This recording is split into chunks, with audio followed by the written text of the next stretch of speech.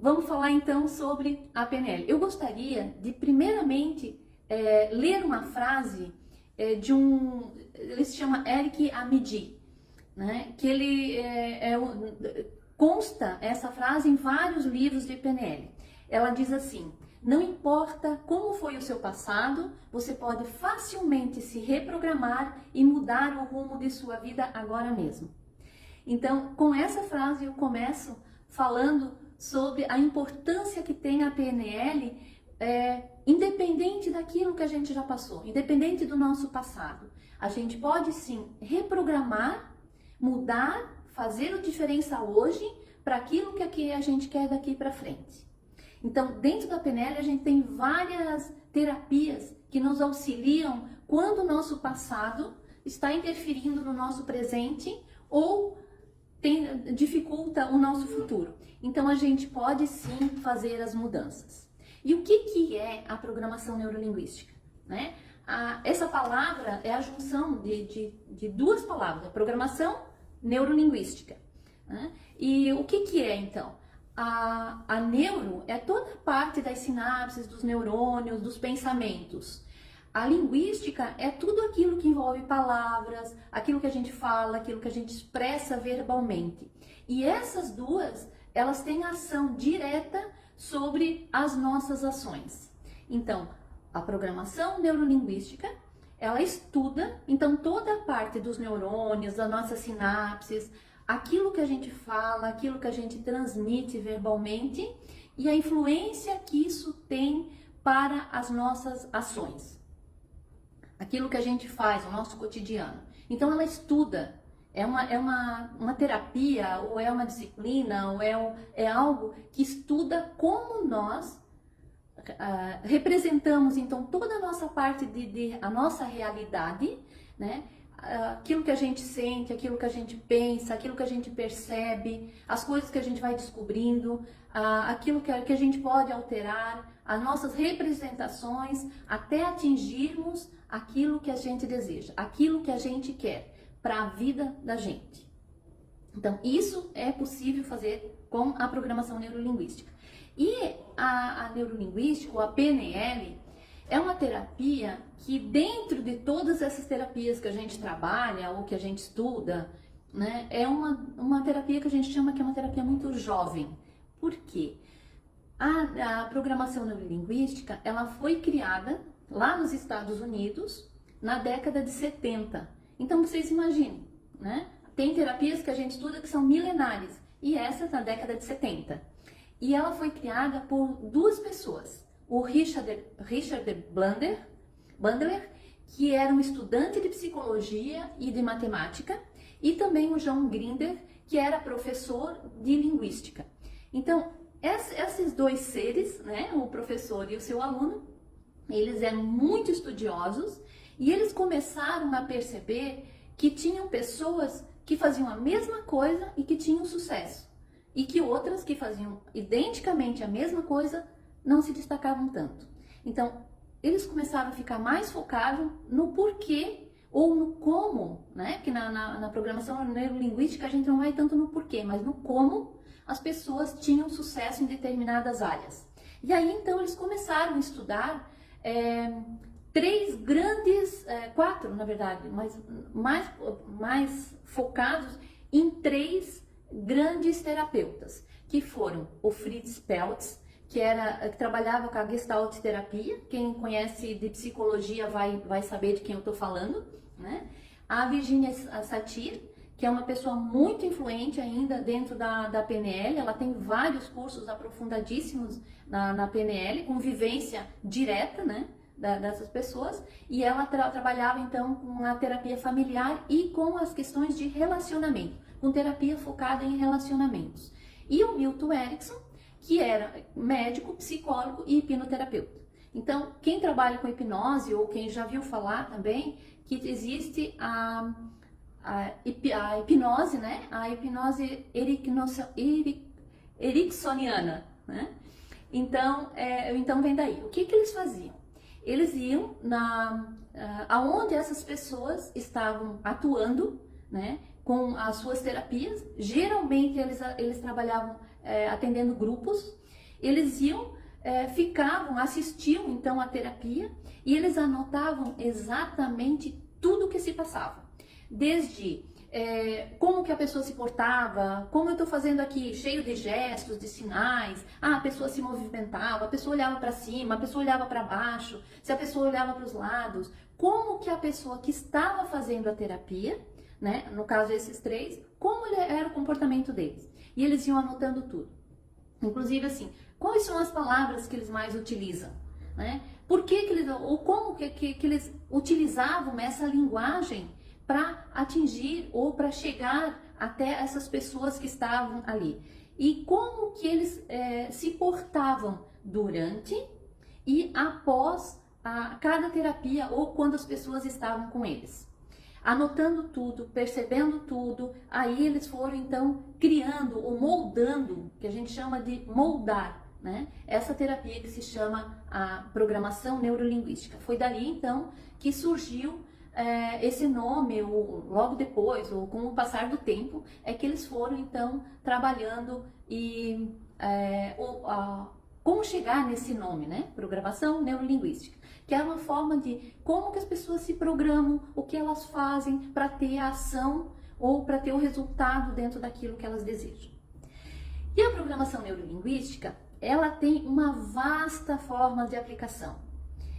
Algumas delas eu vou tentar sintetizar um pouquinho mais para a gente poder falar um pouquinho algumas delas. Então, a gente pode trabalhar ela dentro da educação, depois eu falo um pouquinho de cada uma delas. Da educação, de saúde, das terapias, de negócio, das leis, da questão da vida pessoal. Então, tem várias formas da gente trabalhar ou focar ou utilizar a programação neurolinguística.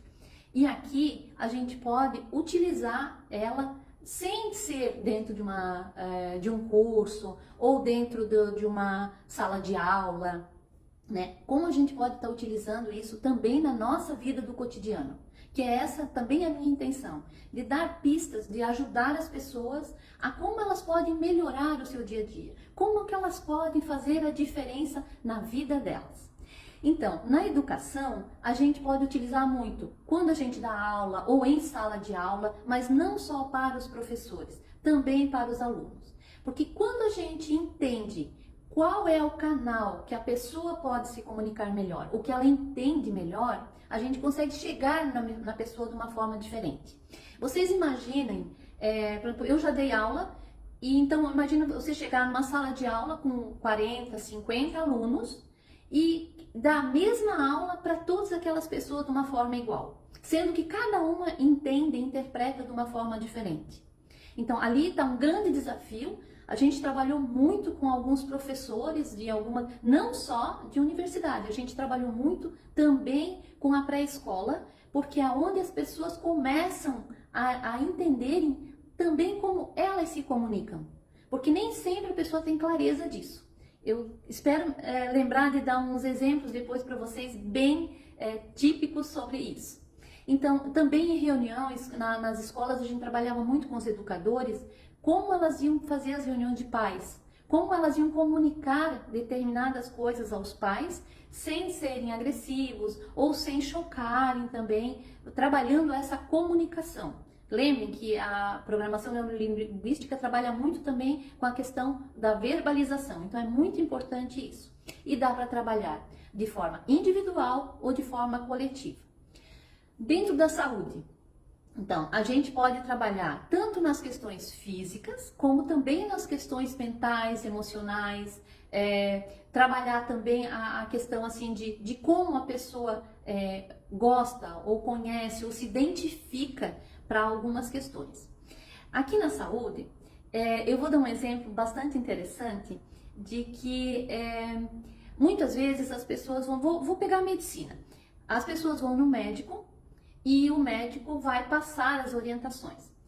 Eu vou dar um exemplo de uma tia, que eu tive uma tia, que eu muitas vezes acompanhava ela em algumas consultas ou em alguns locais, porque ela dependia um pouquinho de ajuda.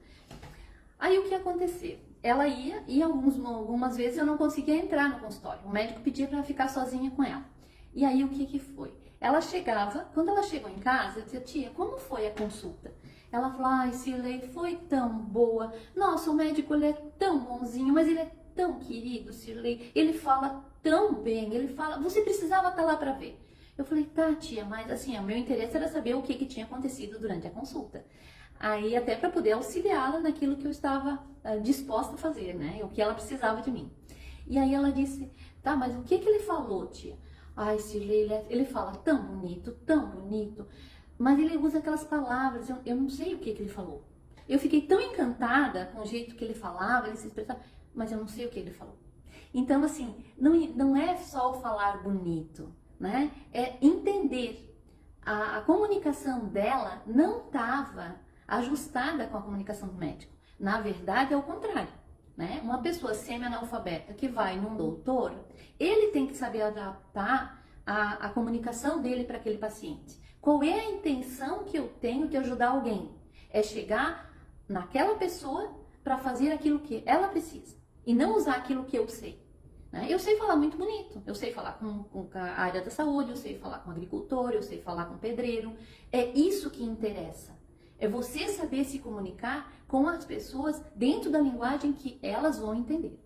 E a mesma coisa acontece nas terapias. A gente pode trabalhar a PNL muito com a questão do autoconhecimento, muito nas questões terapêuticas de traumas, fobias, pânico, projeção de futuro, a linha do tempo, que é uma das terapias fantásticas que a PNL tem, trabalhando âncoras. Depois eu vou falar um pouquinho o que é uma âncora, né, para ajustar as nossas emoções. Por exemplo, se eu tô aqui nervosa e não sei o que, se eu usar uma âncora que eu relaxe, automaticamente a minha comunicação vai ficar mais relaxada e eu vou fazer. Isso a gente usa muito também na apresentação de trabalhos, principalmente quando a gente vai apresentar uma tese, quando a gente vai apresentar um trabalho. Por exemplo, se eu tenho alguma dificuldade de relacionamento, imagina eu estar lá na frente da sala de aula com o professor me avaliando, né? E todos os meus alunos olhando, né? Então é importante a gente saber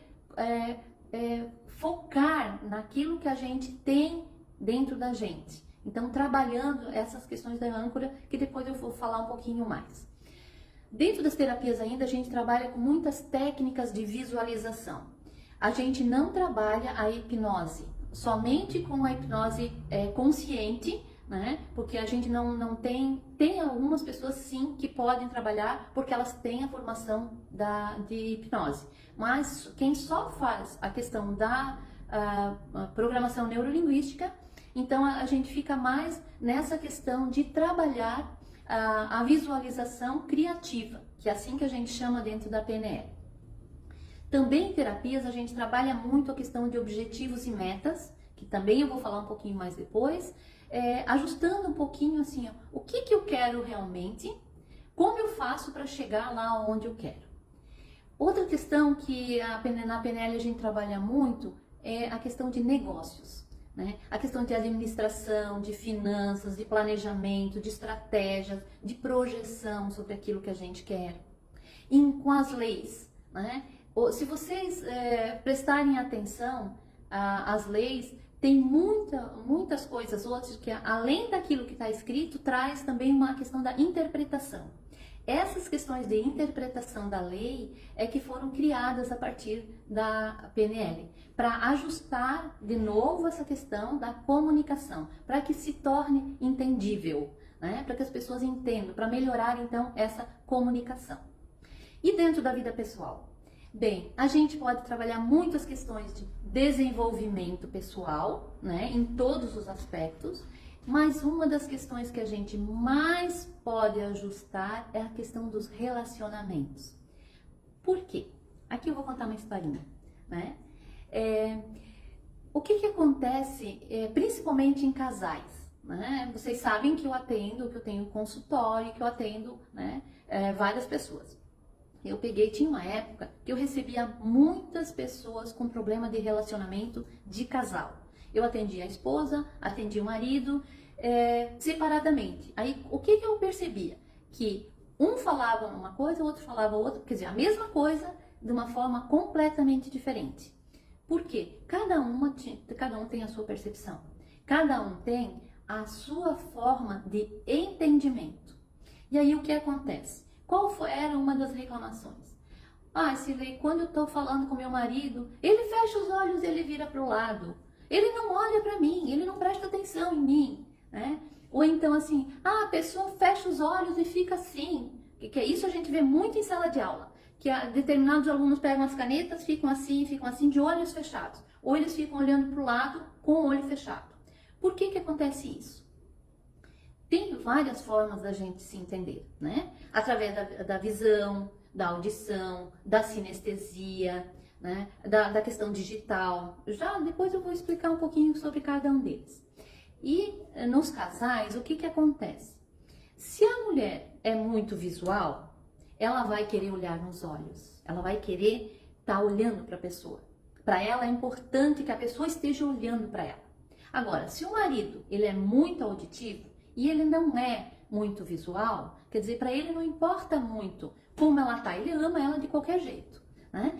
E aí o que ele faz? Para ele estar mais presente, ele fecha os olhos e ainda dá uma viradinha. O que significa isso? Meu amor, eu sou todo ouvidos a você.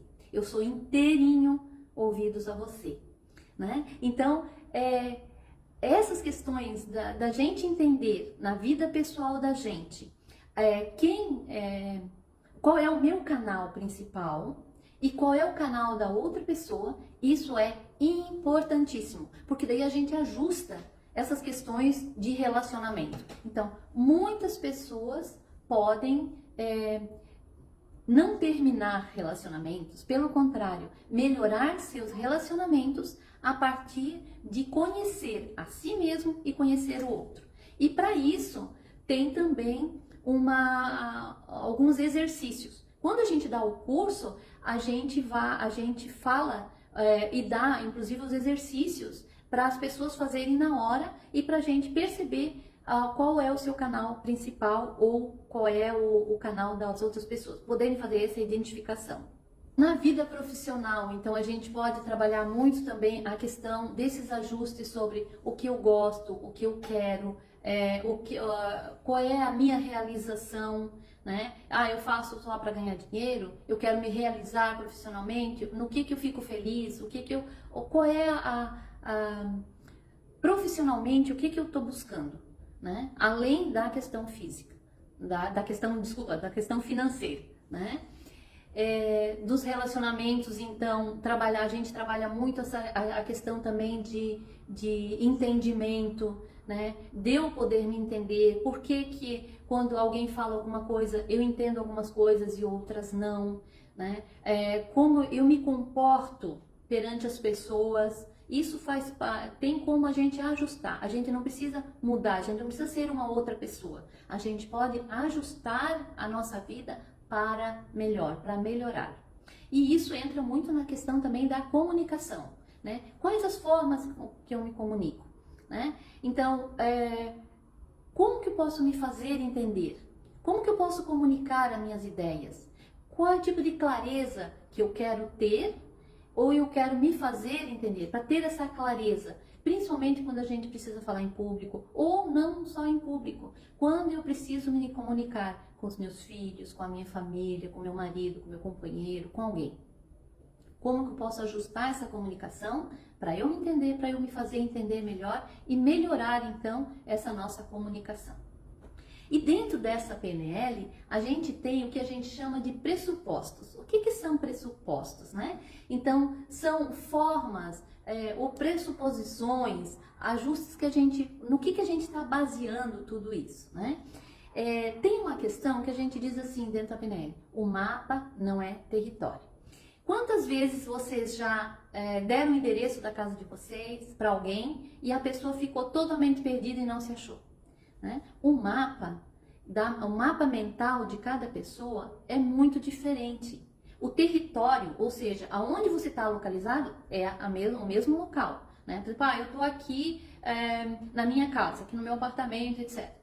Isso aqui não muda, ele continua aqui. Mas a forma como as pessoas vão lembrar ou que caminhos vão fazer para chegar aqui é completamente diferente. Não é o meu entendimento, é o entendimento da pessoa. Aí também vem aquela questão dos ajustes, né? Se uma pessoa pode fazer algo, todos podem fazer ou podem aprender a fazer. Então, qualquer pessoa pode estar fazendo qualquer coisa, desde que aprenda a fazer. Então, se eu quero aprender a dirigir, eu não posso simplesmente pegar um carro e sair dirigindo. A primeira coisa que se faz é observar quem dirige. Pega uma pessoa que você confia na direção, senta do lado e observa tudo que ela faz. Como que ela faz, se for um câmbio manual, quando que ela passa as marchas, como é que ela faz a direção, se ela é brusca, se ela é menos, se ela faz as curvas bem justas ou mais afastadas. Então, observando tudo. A partir da observação, quando você for aprender a dirigir, você vai aprender de uma forma mais certa. Tem um exemplo que eu tenho meu aqui, que no apartamento onde eu moro, a garagem ela é estreita, ela é de difícil acesso. Então, o que eu fiz? Quando a gente trocou de carro, o nosso carro ficou um pouquinho maior e eu tinha muita dificuldade. Eu sempre pensava, vai ser complicado entrar nessa garagem. Então, o meu marido, ele é muito bom no volante. Então, o que eu fazia? Eu sentava do lado dele e observava tudo que ele fazia, exatamente tudo. Aonde que ele botava o carro, quantas manobras ele fazia, por que ele ia para frente, ia para trás. Eu observei muitas e muitas e muitas vezes. Quando eu fui fazer o meu primeiro estacionamento ali dentro da garagem, foi muito mais tranquilo. Então, se uma pessoa pode fazer algo, todos podem fazer, desde que observem e aprendam a fazer. Uma outra questão, um outro pressuposto da PNL se chama que o corpo e a mente são partes do mesmo sistema. Aqui, quando a gente trabalha em terapia, a gente fala muito isso, assim, atender a pessoa como um todo. Então, não é uma partezinha dela, a pessoa é um todo. Então, é a mesma questão. Não é só o que ela pensa, não é só o que ela sente, né? Eu tô com uma dor, eu tô pensando, então, é ela como um todo. Uma outra questão, ou um outro pressuposto as pessoas já possuem todos os recursos que necessitam. Quer dizer, tudo está dentro da gente. Basta a gente ativar esses ensinamentos ou essas questões que a gente tem dentro da gente. É impossível não se comunicar. Isso é um outro pressuposto. Independente se a gente fala ou não, a gente se comunica, né? Às vezes as pessoas pergunta para a pessoa, você tá bem? Né? Eu tô bem, né? A fisiologia dela tá dizendo que não, né? Então, a intenção da pessoa de falar algo, às vezes o corpo diz outra coisa. Então, a gente se comunica através do olhar, através do que a gente fala, através dos nossos gestos. Então, tem várias maneiras da gente se comunicar. Não é só uma coisa, são diversas coisas.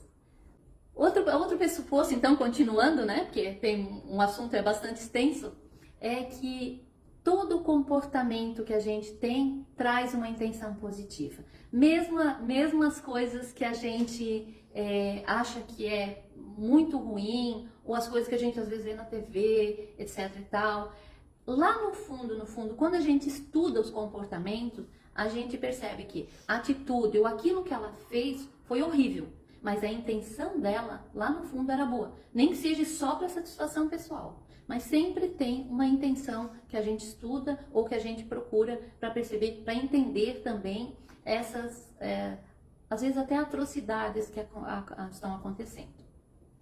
E sempre a gente faz as melhores escolhas.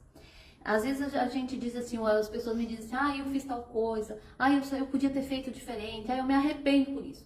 Naquele momento você fez o seu melhor. Se não foi bom, ok, mas naquele momento você fez aquilo que achava certo. Você fez aquilo que era possível, né? Aquilo que estava à sua disposição naquele momento.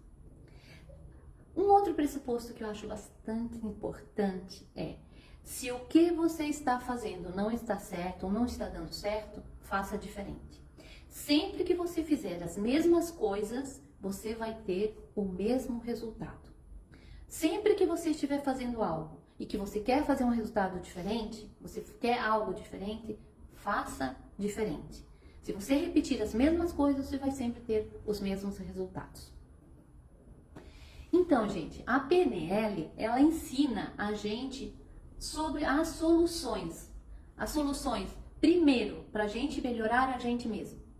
Toda terapia, ou sempre que a gente vai buscar alguma coisa, mesmo que você tenha algum problema, que você pense assim, eu quero resolver problemas no meu casamento, eu quero resolver problemas no meu trabalho, sempre vá buscar alguma coisa para você. O que você pode mudar? O que você pode ser trabalhado?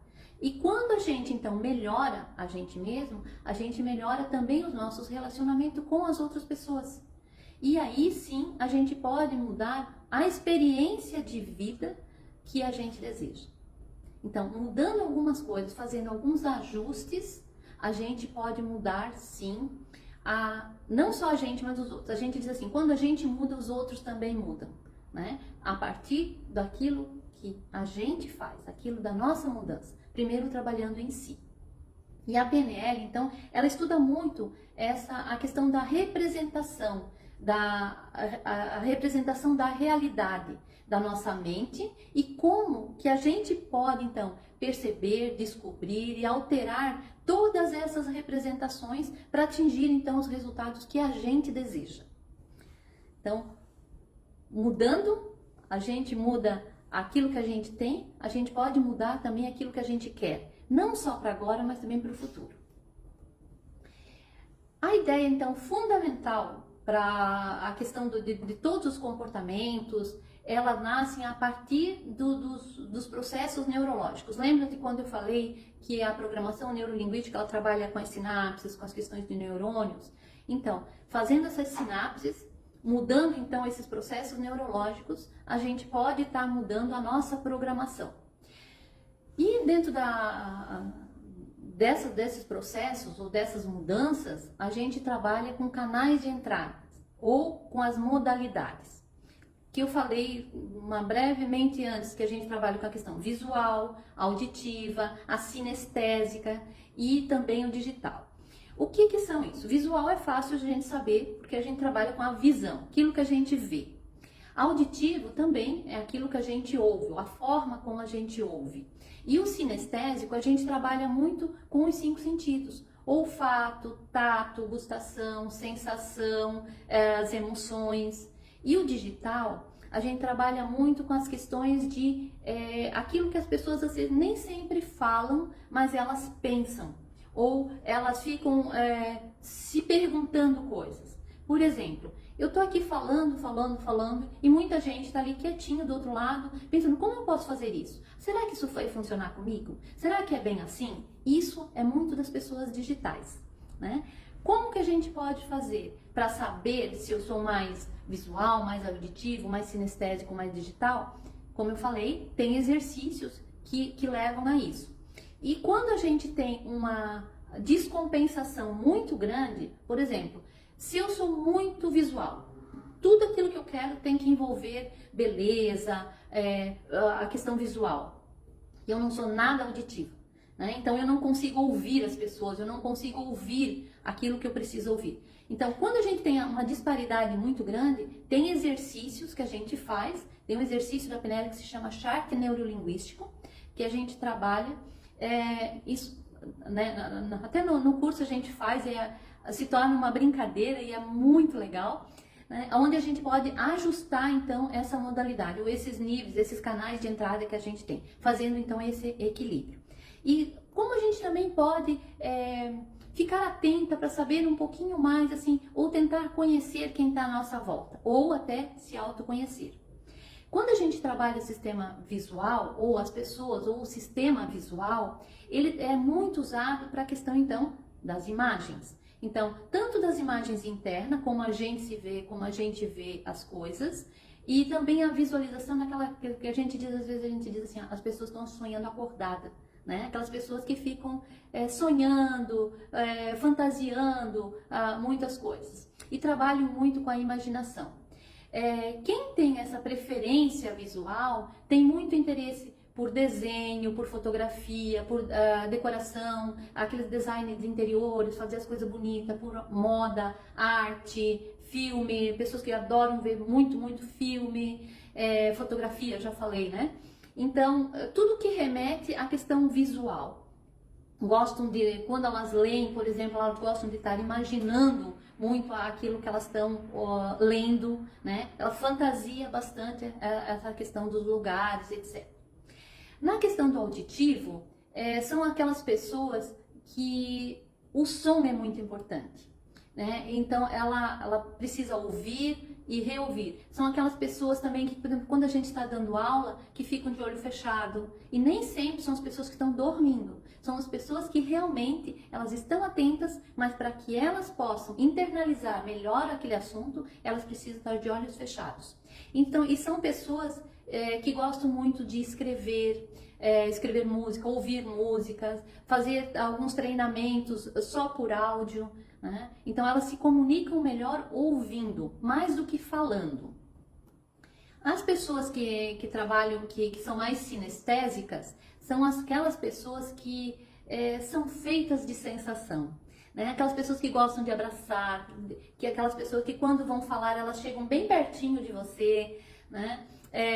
São pessoas que têm muito interesse por algumas coisas ou por algumas atividades que se remetem a toque. Por exemplo, a esportes, ginástica, dança, né? Tudo aquilo que a pessoa possa estar em contato, né? E a questão do digital, né? A gente chama de auditivo digital. Então, a pessoa que é mais digital é aquela pessoa que tem uma maneira mais de pensar, de formular muito as coisas, né? É a pessoa que fala consigo mesmo. A gente diz que a pessoa tem um diálogo interno muito criativo, né? E são aquelas pessoas que gostam também de trabalhar com raciocínio lógico, né? Gostam muito de matemática, gostam muito de atividades que precisam se concentrar pensando. Então, essas são as formas como a gente tem de comunicação e as interpretações que a gente tem também dentro da PNL. Geralmente a gente tem um canal que a gente é um pouco mais do que o outro.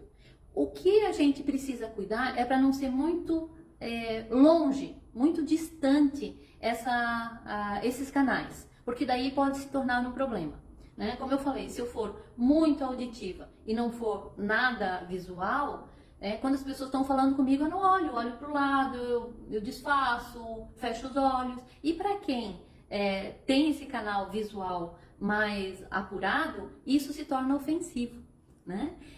Uma outra questão também é se a pessoa, por exemplo, não tem nada de sinestésico. A pessoa não gosta de chegar, não gosta de abraçar,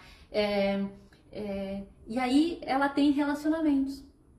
E a gente não vive sozinha no mundo, né? A gente tem relacionamentos de amizade, de trabalho, de parceria, né? Então, como que a gente vai fazer um ajuste de relacionamento se você tem mais um ou menos outro? Então, por isso que é importante fazer esse equilíbrio. Quer dizer, todos nós temos todos esses canais de comunicação. Todas as pessoas têm, né? Se você se achou mais no visual, mesmo assim, pare e pense se você também não para ouvir as pessoas, né? Ou se de vez em quando você não se pega pensando e repensando várias coisas, né? Então, todos nós temos sim todos esses canais de comunicação abertos. Uma das terapias que a gente tem, ou que uma das formas que a gente faz na PNL se chama ancoragem. O que é essa ancoragem?